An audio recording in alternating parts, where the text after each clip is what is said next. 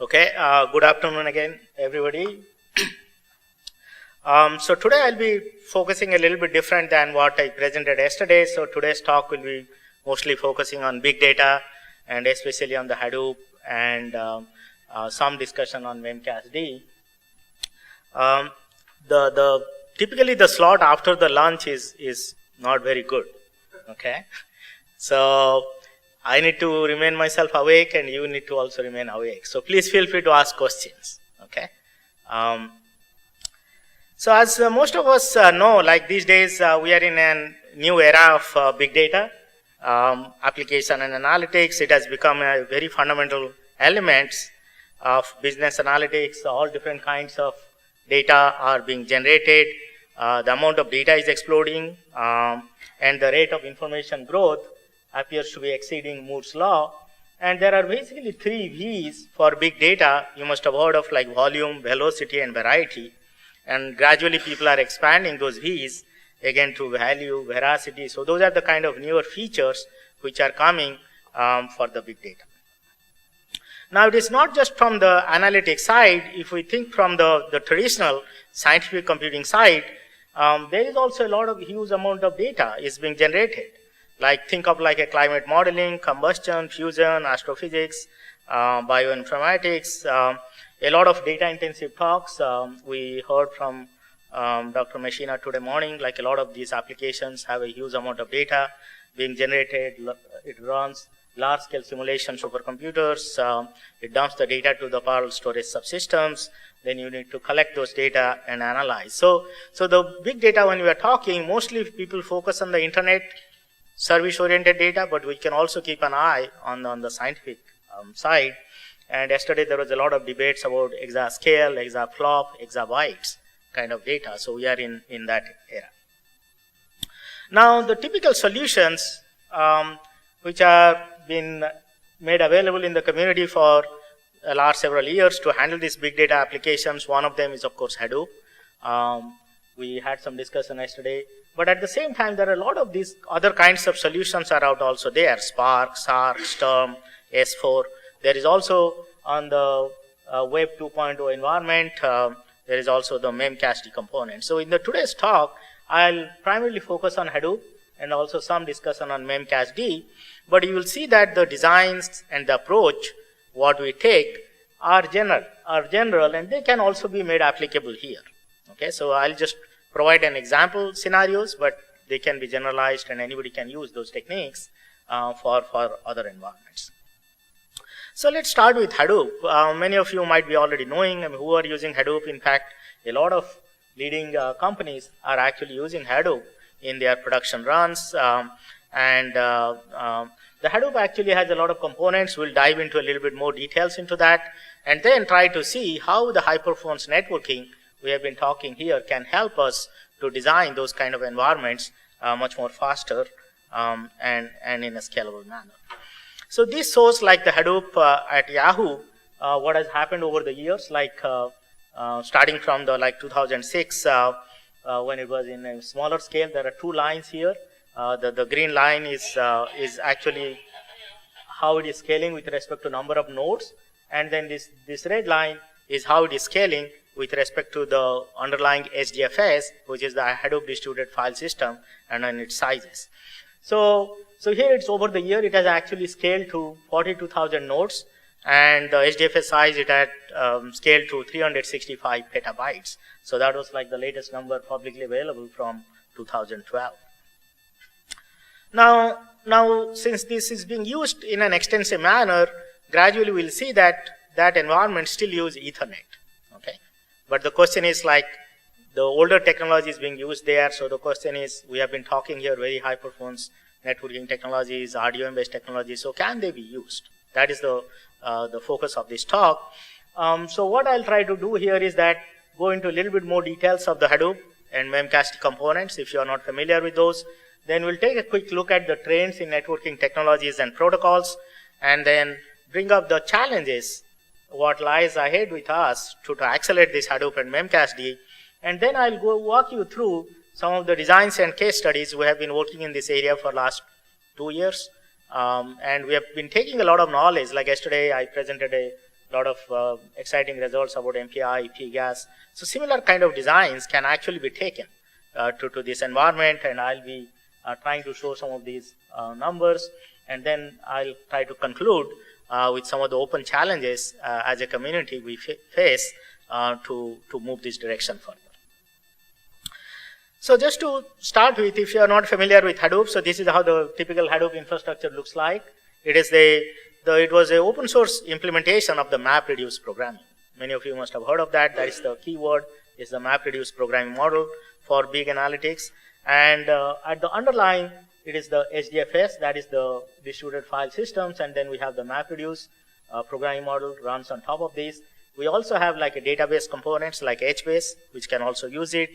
And then underlying it, there is a Hadoop common framework which has the RPC.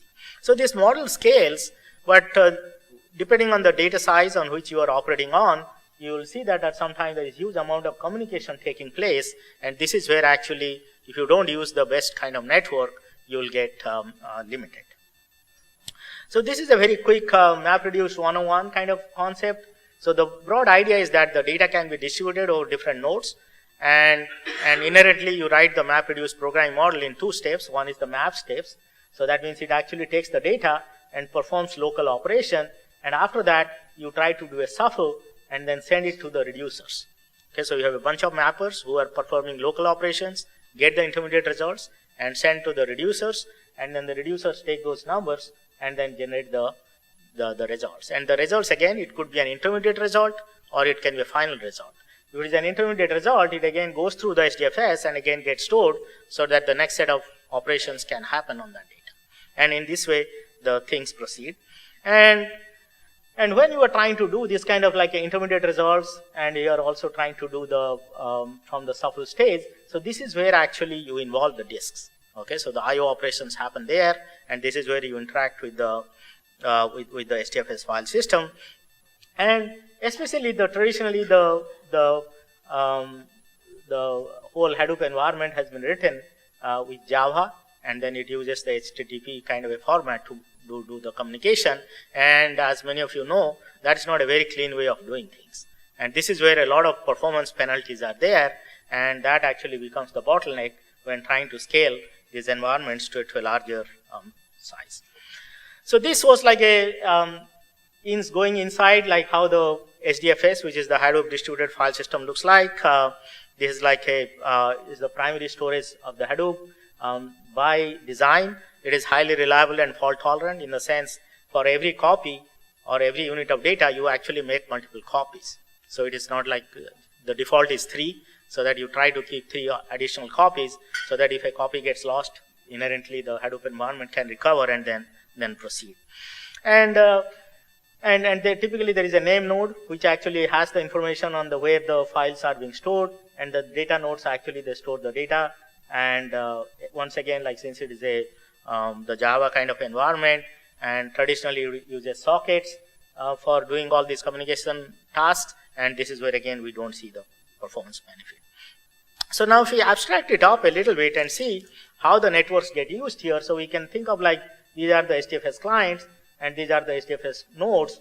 And again, these days as the server technology has been changing, you may see that on each node you can have one or more hard disks or even SSDs, and later on we'll see this performance actually depends on what kind of storage technologies also you use there. And this is the in-between, it's like a high-performance network. So this is like a cluster. So broadly you can think of a bunch of nodes are clients, and then a bunch of nodes are the data nodes. The HBase, which is the database component of the Hadoop, again, it's like, this is how it looks like. Again, we have HBase client, HBase master, then the HBase region servers, and then they are interacting with the backend, which is the HDFS. And in fact, a lot of companies, including like Facebook and all, use this kind of environment on a day-to-day basis. And the communication paradigm is again exactly similar to the previous ones, like it uses the sockets for communication. So if you want to abstract it up, this is how it will look like.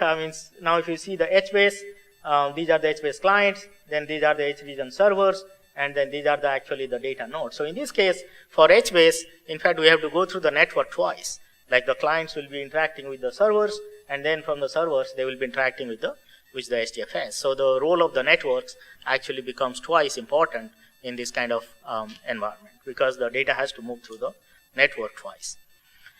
Now, taking a different look at the Memcached, this is like an integral part of the Web 2.0 architecture in most of the internet data centers kind of things, as you know, like a multi-tier data centers. So what Memcached does is like a distributed caching layer. So the whole idea is that if you think of like, we do it day to day, we do a lot of queries, like let's say you go through Amazon or any airlines or banking, whenever a lot of queries come, there could be some queries which are very hot. And those data, if you can actually put it on a distributed caching environment or a distributed caching layer, so the subsequent queries come, they can very quickly get the results from that caching layer instead of going to the disk. So that's what exactly the Memcached does. So here if you see, it actually takes memory from each of these nodes. So even if you, let's say you have 1,000 nodes and each one contributes 2 gigabytes, you have 2,000 gigabytes of memory to hold on to this hot data and the results. And so this again, this model is scalable, but again, as you can see that to provide that kind of a distributed caching layer, it will be the traffic, the underlying traffic will be very network intensive, and this is when the performance matters. So this is a very quick overview of the Hadoop and Memcached. Now let's see what is happening in the networking technologies and protocols perspective. And I showed this chart yesterday, like especially in the commodity clusters, in the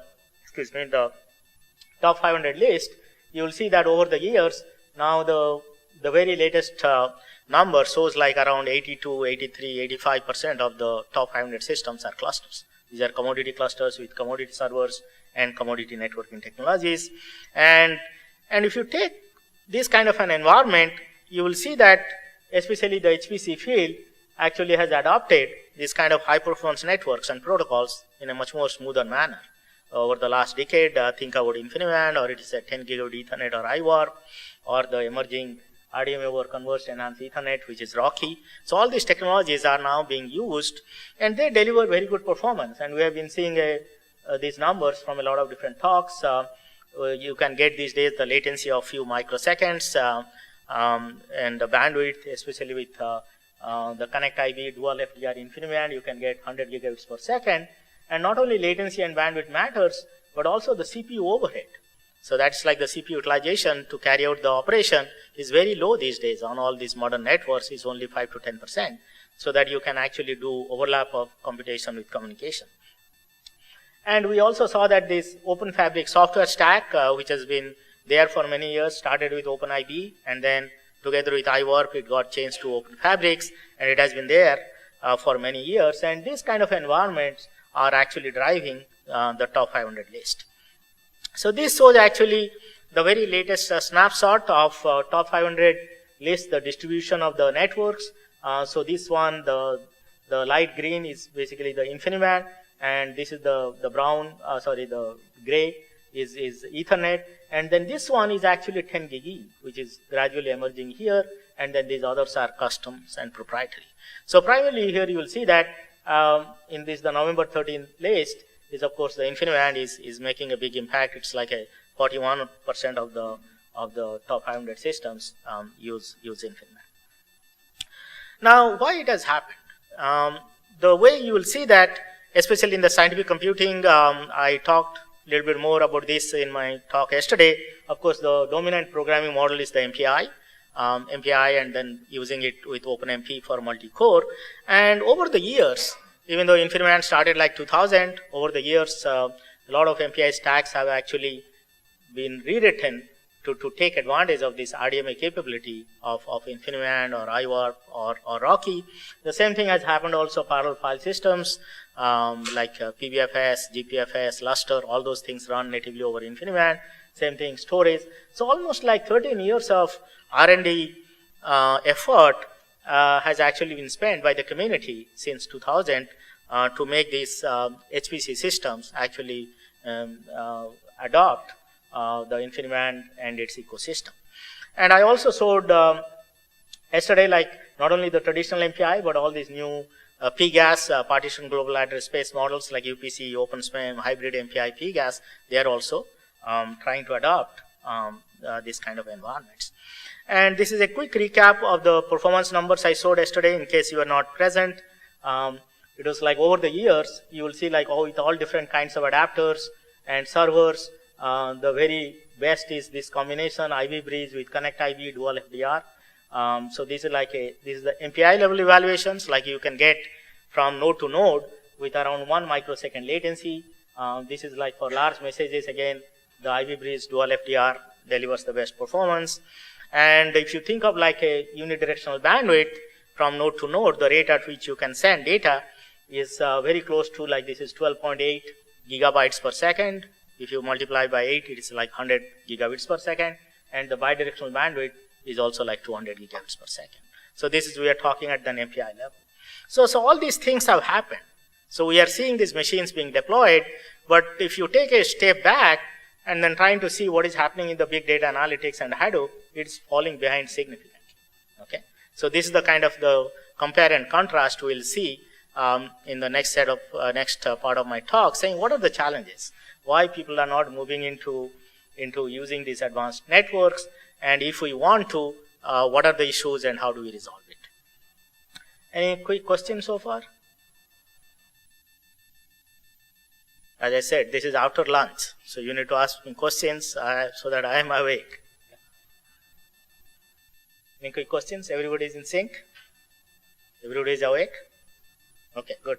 So let's move ahead. So the question here is that we want to ask that most of the current Hadoop environments use like Ethernet infrastructure with sockets. Of course, it can work on some system size well, but then there is concerns for performance and scalability.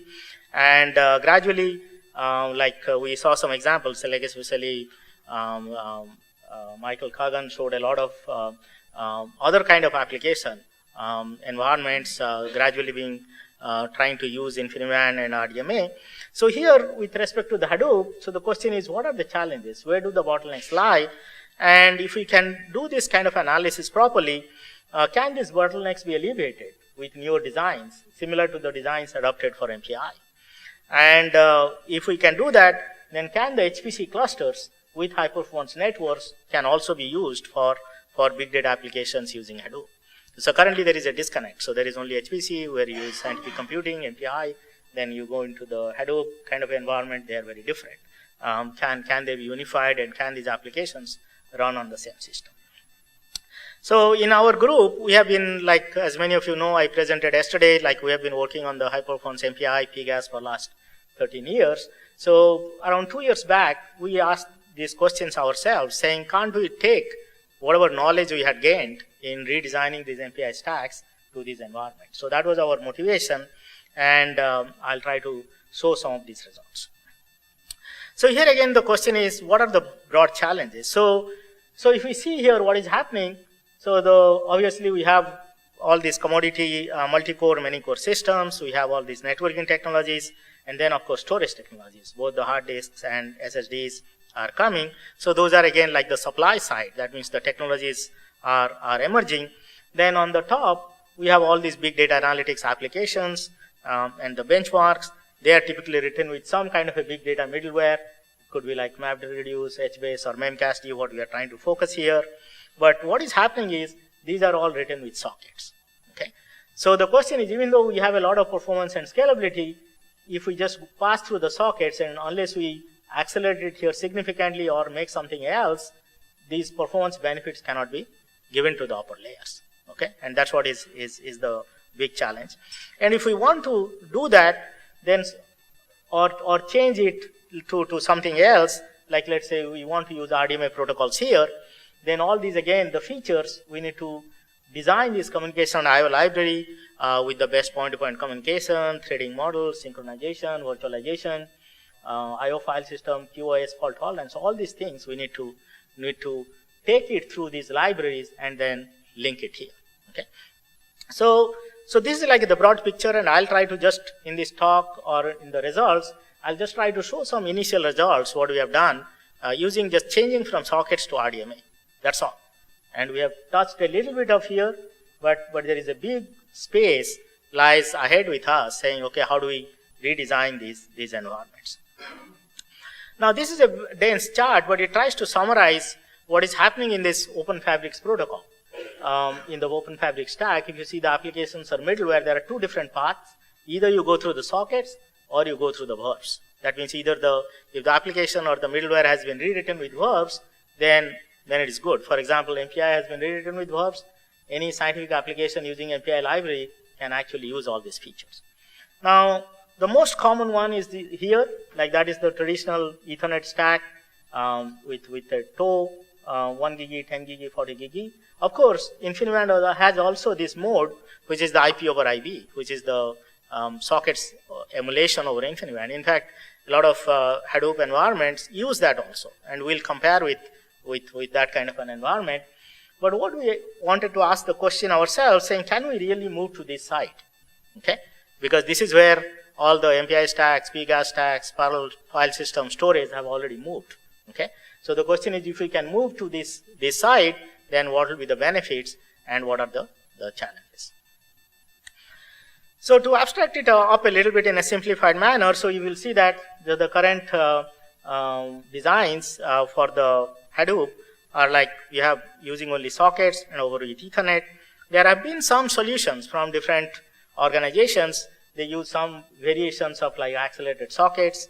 But if you remain in the sockets, you will see that somehow the stream semantics, there is a mismatch for the upper layers, like especially with the Hadoop and HBase. And also for the many of like the InfiniBand, RDMA designs kind of things, there are zero copy versions available. And those things, again, don't fly very well with the non-blocking socket. So we asked the question saying that, can we take these kind of an applications and go through some new design? These are the RDMA-based designs which can directly work with verbs. And in that case, it can run over InfiniBand or iWarp or RoCE, any of those RDMA-based technologies. So this is what we'll be trying to focus on. So let me then go through some of these designs in a case-by-case manner. So because Hadoop has a lot of these environments, we started analyzing this one after another. First, we'll take a look at HDFS. Then we'll take a look at MapReduce, HBase, and RPC individually. That means only focusing on that component and moving it to RDMA, and then see how much benefit is there. Okay, and then I'll try to show some numbers which will combine. Like we can combine the RDMA-based design for HDFS with RDMA-based design for MapReduce and RDMA-based design for HBase. And the question is, can we get additional benefits when everything runs over RDMA? And then we'll talk about a little bit Memcached and then some of the open challenges.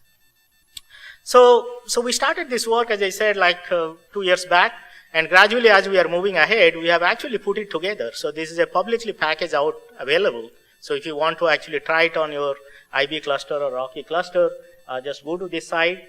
So the latest release is 0.9.8, and it has actually the high performance designs with the native InfiniBand support as well as the RoCE support for HDFS, MapReduce, and RPC. The other components have not been integrated yet, and it's very easily reconfigurable with native InfiniBand, RoCE, and the traditional sockets. So in fact, whatever numbers I'll be showing, you should be able to reproduce those on your cluster and then see the real benefits you can get for your application.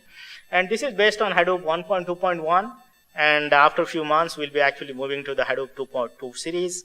And it is compliant with Hadoop 1.2 APIs and applications. So the APIs have remained the same. We have not modified anything. It is only the internal components, and that's only the communication aspects we have modified.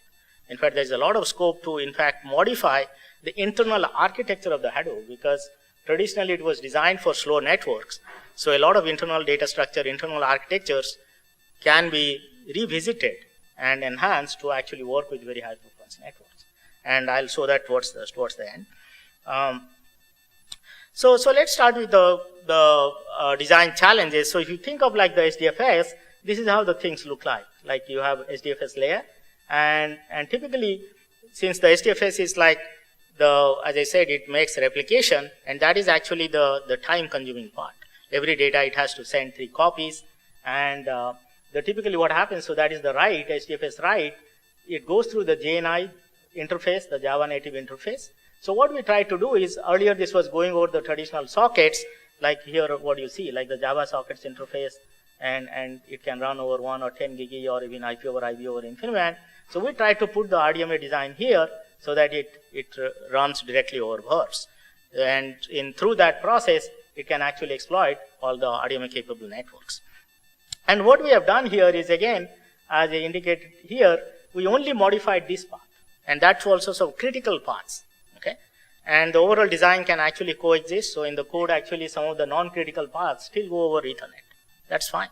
You don't have to modify each and every step to the high performance thing. It is only which is the performance critical ones we have moved. And there have been no changes in the HDFS architecture at all until this time. So we first presented this result in the last year's, not 2 years back, actually, the SC 2012. And so these are some of the numbers. You will see that here we are trying to just see what is happening with the communication time only. That is the replication time when you are trying to do the HDFS write operations for different kinds of data, like on the 2 gigabytes to 10 gigabytes kind of things. And it is exactly, we are taking the number on the same cluster, and we have 10 gigi, that is as a reference. And then over the InfiniBand, the same network, we have two different design. One is running over the IP over IB, that is the QDR. And then this is the RDMA-based design, which is the OSU IB. So here you will see that for, let's say, 10 gigabyte here, we get around like a 30% improvement over the communication time over IP over IB. And compared to 10 gigi, we see around like a 56% improvement. So if you see compare with this, the orange and the red, this is exactly the same hardware. It is an IB cluster. Instead of running the HDFS with the IP over IB, that is the sockets over IP over IB, we are running it with our RDMA-based design on the same network, and we are able to get this kind of performance benefits. So that is like a low-level things. Then we try to go up. Many of you might have seen that there are a lot of test suites which are available to evaluate this performance of Hadoop. One is called the test DFS IO. It is like a MapReduce kind of an environment. And here we have not modified the MapReduce yet. That is running over sockets. Later on, I'll bring the RDMA-based design here. And now, what you will see here, so there are two kinds of results are being presented here. These are the nodes with hard disks, and then here the nodes are with SSDs. Okay. And here again, you will see that on the hard disk side, it was single disk per node, IB QDR, and we are able to, like for 20 gigabyte file size, we are able to deliver around 24% improvement. But now if you see on the SSD side, we get much more bigger improvement, 61%. So in fact, this has been a very interesting observation in all our research. What we have seen that many times in the literature also people have shown that, look, high performance networks are not good for Hadoop. But the thing is that you need to ask yourself, or to the person who is reporting the number, saying, are you using hard disks or SSDs, or what is happening to the storage? Okay. So in this kind of environment, if you see that it's the traditional hard disk, if the hard disks are not good enough, the bottleneck lies there. Okay. So even if you use a high performance networks, you will not see the benefit. Okay. On the other hand, on the right hand side, as you know, the SSDs are faster. So now the bottleneck is shifting in the system, the balance. And now, since SSDs are faster, with the high performance networks, we are able to get better benefits. Okay. So that's exactly what we are seeing. Instead of like a 24% benefit, here we are seeing some 61% benefit. So then we try to do some systematic evaluation here, like just to show like 10 gigi, 1 hard disk, 2 hard disks, IP over IB, 1 hard disk, 2 hard disks, then the RDMA-based design again, 1 hard disk, 2 hard disks. The similar kind of trends you will see that with more number of disks, like the 2 hard disks versus 1 hard disk, you will see that there is here you will see you will get around 76% improvement or 66% improvement. So that means if you alleviate the bottlenecks on the storage side by using more number of disks or SSDs, then you will see the high performance networks will start giving you better and better improvements. So then we tried to, this was done with our lab, then we started asking questions like, can we really scale to a larger cluster? So we tried to run it on 2 different clusters. One is here on the SDSC Garden at the San Diego Supercomputer Center.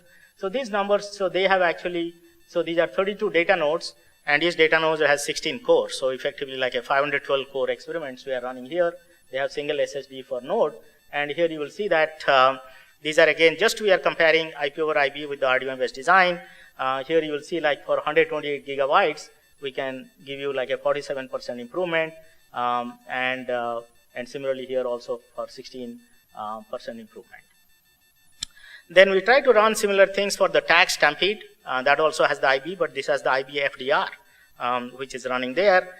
So we are able to go up to 64 data nodes, again 16 cores per node. So this is 1,000 core experiments we are running HDFS, single hard disk drive. So here we see that for 256 gigabyte, we see around like 64% improvement in the throughput, and in terms of the latency, we see around 37% benefits. So that means whatever we have designed are scaling to this 512 core, 1,000 core environment with good benefits. So that was only the HDFS. Then we started working on saying, can we take similar kind of things to MapReduce alone? Okay, forget about the HDFS. So MapReduce, as we saw, like we have the mappers and then the reducer, then there is the shuffle phases, and here we actually, while trying to take advantage of the RDMA, we also try to put some additional things like prefetching, caching, in-memory merge, overlap of merge and reduce, together with the RDMA-based designs. Now, if you see the performance here, so the common ones which get used are like sort. So what we are trying to compare here is the IP over IB, and then the 10 gigi, that is the blue line. Then this orange line is the IP over IB, that is the QDR network. And then the red line is our RDMA-based design, and then the green line is another one, which is the Hadoop A, which has been done through Mellanox and some other organizations. So we are trying to compare on the same environment all these 4 stacks. And here you will see that with the hard disk side, so here we are getting like compared to IP over IB, we are getting around 41% improvement, and compared to the Hadoop A, we are getting around like 39% benefit. And on the SSD side, similar kind of things we see. We see around like a 52% and then 44% improvement over Hadoop A. So then another example which people commonly use for Hadoop MapReduce environment is TeraSort. And the TeraSort, again, here we are showing for 60 gigabytes, 80 gigabyte, 100 gigabyte. And here it is like there are these experiments around with 8 data nodes with 2 hard disks per node, and we see around like 51% improvement over IP over IB and 41% over Hadoop A. And then we tried to again trying to scale, saying that okay, can we get scalability here? So here we went into like as the cluster size increased, we also tried to keep on increasing the data size. So this is like a 64 nodes. With 8 cores per node, so 512 core experiments with around 240 gigabyte. We see around like a 40% improvement here, and this is on the tag stampede. We have gone to around 1,000 cores with 320 gigabytes. We see 38% improvement with FDR. Okay, so you can see again for different clusters, different data sizes, and the underlying technologies like QDR or FDR, you see different kinds of benefits coming. Then there is another workload which is being used, commonly called PUMA Workload. This is from Purdue. So they have a series of different kinds of workload which has different kinds of ratios between computation and communication. Of course, like if you think of a word count, which is compute intensive, so you don't really see much benefit. But on the other hand, if there is a sequence count or self-join or adjacency list, so these are like communication bound. So here you will see that if you move to the RDMA-based design, we can get around like a 50% or 49% improvement here. So then we also tried to do similar kind of things for HBase. Here, in fact, it shows a little bit more details of where the time goes. So if you think of like HBase, we try to analyze for all different networks. Like these are the different parts, like how much time you are spending for communication preparation, server processing, server serialization, client processing, client serialization, etc. So mostly you will see that the time being spent here in this orange and then the darker green, so those are the communication and communication processing. And as we move here from, like let's say either IP over IB or 10 gigi, move to RDMA, this is where we see the benefits. All other components more or less remain the same.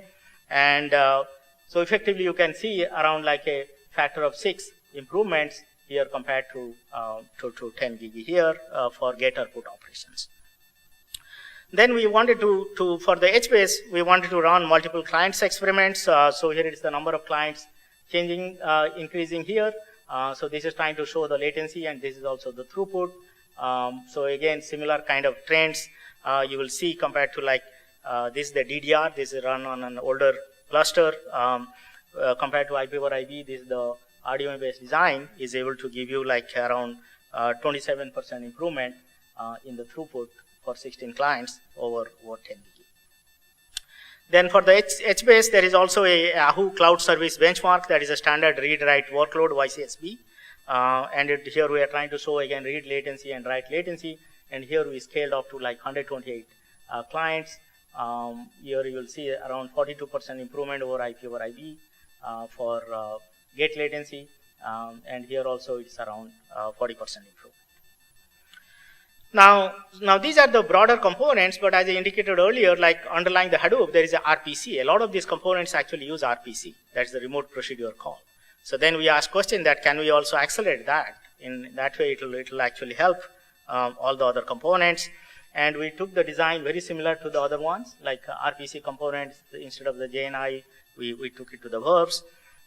So here you will see significantly we can give you benefits like let's say the Hadoop RPC ping pong. Here we can show like compared to 10 gig, we can give you like a 42-49% improvement, and IP over IP we can give 46 to 50% improvement. And as the number of clients increases here up to 64 clients, again the throughput improvements we can get around like 82% and 64% improvement. So these we did the individual analysis, and then we started putting things together to do a systematic analysis saying can we actually get the additive benefits. And so here are some of the numbers. So this is again the same test DFS IO, but as I indicated earlier, the test DFS IO results when I showed with SDFS was running with RDMA, but test DFS IO was running, the MapReduce was running with sockets. But in this version, both are running with RDMA because we are combining the MapReduce component as well as the HDFS component together. So here if you see like this is around, this is the with hard disk and this is with the SSDs. So now you see that the additive effects start coming like for 5 gigabyte, we see around like 53% improvement over IP, and over 10 gig we get around 126% improvement. Okay. And for 20 gigabytes, here again around 10% improvement over IP, but over 10 gig it's 46% improvement. And then here it is compared to SSDs, we get around 73 and 141% improvement. The same thing that we try to now do both HDFS and MapReduce together to see it on the what is happening on the sort. So here it is a 80 gigabyte sort on a cluster size of 8. We get around 40% improvement and 32% improvement here. And with SSD, the performance improvement is higher. The same story again with the TeraSort. I don't want to repeat. You can take a look at the slides when they get linked. But we are able to see the additive benefits here. And then we try to again scale. So these are the previous numbers were with a local cluster. Here we try to go into a larger cluster. So this is the STSC Garden. So here you will see that again on up to 1,000 cores with 320 gigabytes, we get around 60 to 20% benefit here. And then this is on the with SSDs. Here we get around 20% and 36% improvement. So this demonstrates that all these RDMA-based technologies actually can use. I mean, these are the numbers, and as I indicated, we have put it together as a package. If you really want to do a more in-depth study, you should be able to download that package and then carry it out the studies yourself. So now let me spend a few minutes on the Memcached side and then see whether the RDMA-based technique can be used there or not. So this Memcached, as I indicated earlier, this is like a distributed caching layer, and especially in the multi-tier data centers, we need to take care of interoperability. So what we did here is like the internal design of the Memcached, we modified so that we have two kinds of worker threads here. So there is a sockets worker thread and the verbs worker thread. So if your client is actually communicating to your data center using sockets, so then we allow it to work with the sockets worker thread so that it can interoperate with the older kind of clients. But if the newer clients have the RDMA-based things, then we actually move it to the HOFS worker thread. And here, if you see the Memcached D, here what we are trying to show the similar kind of evaluations like IP over IP 10 gig. And with the OSU design here, in fact, we have two of these. Like once, as you know, the InfiniBand has different transport protocols. One is the UD based, RC based. So we try to design these two and then come up with an hybrid design which can scale, just like what we did in our MPI stack. So here you will see that the Memcached D latency, get latency around 4 bytes. We can give you, like here, DDR is around 6.82 microsecond, or QDR is around 4.28 microseconds. For 2 kilobytes, these are the numbers. So effectively, we get around a factor of 4 improvements over 10 gig TOE. Now, with respect to transactions per second, here what we see is that these experiments are run with up to 1,000 clients. And of course, there is a peak here. It depends on like what kind of you have multi-core environments. So this is run with up to system with 8 core experiments. So up to 8 cores, we see very good performance. But after that, also there is a big margin here we see. So on the IB QDR, effectively you will see that compared to like what the basic IP over IB can provide, these RDMA-based designs push the transactions per second in a significant manner. Now these are the very latest numbers. In fact, we tried to run it on a tag stampede, just trying to see whether our things can scale. I think it's the first time we are showing the numbers here. We scaled it to like 4,000 clients on the tag stampede. So here you will see that because it is an FDR network, almost the latency gets reduced by a factor of 20 compared to IP over IB, what we can do with RDMA. And the overall throughput, we don't see at that rate because it's a throughput which is a combination of a lot of transactions are happening at the same time, but still we can push it by a factor of 2 compared to the IP over IB. So that shows like this kind of a Memcached design, if you do it in the RDMA, it can actually scale to a larger size. Then these are some additional evaluation. There is those of you are familiar, like there is a benchmark called Olio. So this Olio benchmark again, similar kind of trends you will see here compared to the IP over IB design. These are the designs, the RDMA-based designs gives around like a 4 times improvement. And the hybrid design achieves also on the right hand side, we are trying to show compared to RC and UD, the hybrid design, which does equal or better than both of these. Then finally, we worked together. One of my students is at Yahoo, and we took their marketing benchmarks, and he wrote that things because we can't get access to their internal benchmarks. He wrote that, and we ran here. So this is a real application workload, and here you can see that like for a up to 8 clients kind of things, we can give you almost like by a factor of 12 benefits. And then with respect to memory footprint and all those things, performance up to 1,000 clients, we are almost, the hybrid design is trying to do very well. So these are like all our preliminary designs, as I said, in the last 2 years. These are the kind of things what we have done on the research just to demonstrate that these are it is no different than an MPI stack or PGAS stack. The same designs can actually be taken here, and if the Hadoop middleware can be redesigned, then the upper level applications can take advantage of it. Well, now let me spend the last 5 minutes just to show this is a very new research direction. So we just want to see, okay, what are all the open research challenges? So I showed this figure earlier, and so what we have done, basically broadly only just focused on this RDMA protocol, and we have done a little bit of optimization here, point-to-point, IO file system, some threading, but all these other components are left.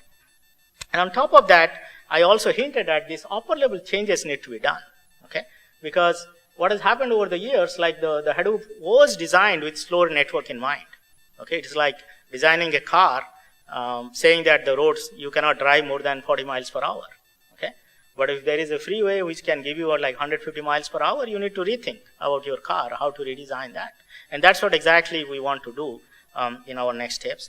So here I'm just trying to outline some of these challenges into more details, like how to exploit multi-threading and synchronization, QoS and virtualization. There is a lot of discussion, especially on the big data side, and how do we combine with RDMA, especially with the newer SR IOV kind of concepts being introduced for InfiniBand.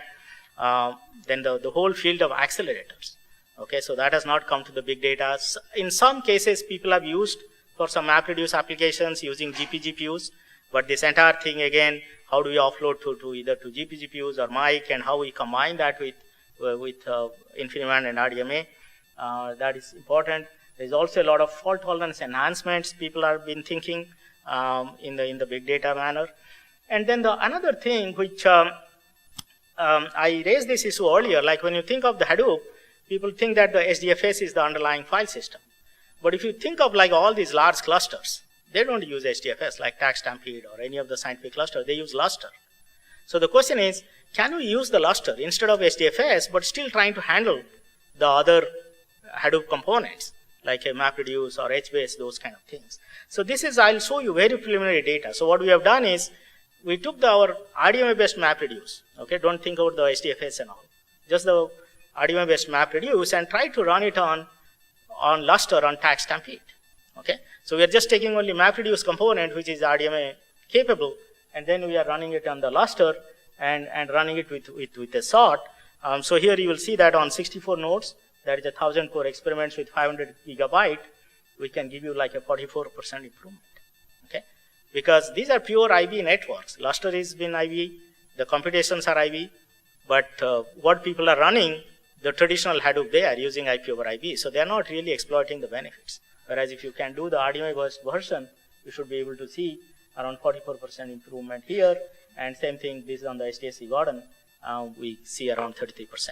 So that means all the existing clusters you can think of, they can also be used for Hadoop environments. You don't have to design Hadoop newer clusters, okay? But these are very preliminary numbers. We have not even optimized anything.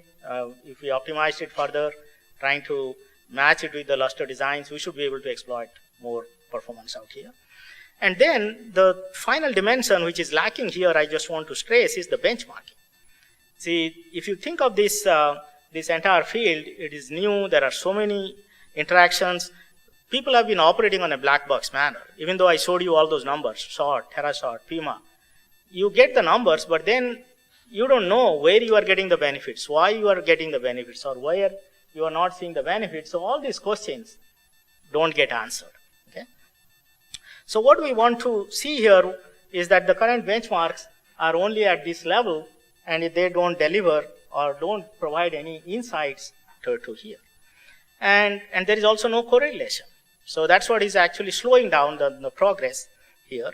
And if some of you people remember, in fact, in my group, when we started working on our MapReduce project in 2000, 2001, we faced the same thing. So in fact, that's how we introduced actually a MPI benchmark suite, which is known in the community now OMB. And in fact, we started with MPI 1 benchmarks and gradually moved to MPI 2 collectives. Now we have GPGPUs, OpenSMEM, UPC. So all these benchmarks, while we are doing the code, we also make this release of these benchmarks. And these benchmarks have actually become industry standard. In fact, in some of the recent RFPs, I saw people are using OMB as a standard benchmark, okay, for procurement, okay. So this was a byproduct of our research, not the code, but just the benchmark. So we believe similar things need to be done for the big data and Hadoop, so that we come up with a set of micro benchmarks here to understand all these interactions, what is happening there, and then try to correlate.